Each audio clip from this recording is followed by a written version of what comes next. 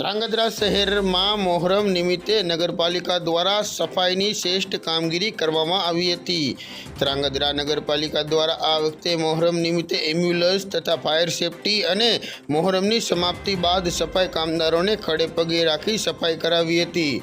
સુરેન્દ્રનગર જિલ્લાના ધ્રાંગધ્રા શહેરી વિસ્તારમાં મુસ્લિમ સમાજના 8થી પણ વધુ મોહરમ કાઢવામાં આવ્યા હતા, જેના પગલે ધ્રાંગધ્રા નગરપાલિકાના ચીફ ઓફિસર મંટીલ કુમાર પટેલ તેમજ યુવા પ્રમુખ કુલદીપસિંહ ઝાલા તેમજ નગરપાલિકાના કર્મચારીઓ દ્વારા ખડે પગે રહી અને ફાયર સેફટી, એમ્બ્યુલન્સ અને સફાઈ કામદારો દ્વારા ખડે પગે રહીને પોતાની કામગીરી નિષ્ઠાપૂર્વક નિભાવી હતી। ધ્રાંગધ્રા શહેરમાં નીકળેલ મોહરમના સમાપ્તિ બાદ તમામ રોડ પર સફાઈ કામગીરી હાથ ધરવામાં આવી હતી, જેથી કરીને ધ્રાંગધ્રા શહેરમાં સ્વચ્છતા જળવાઈ રહે।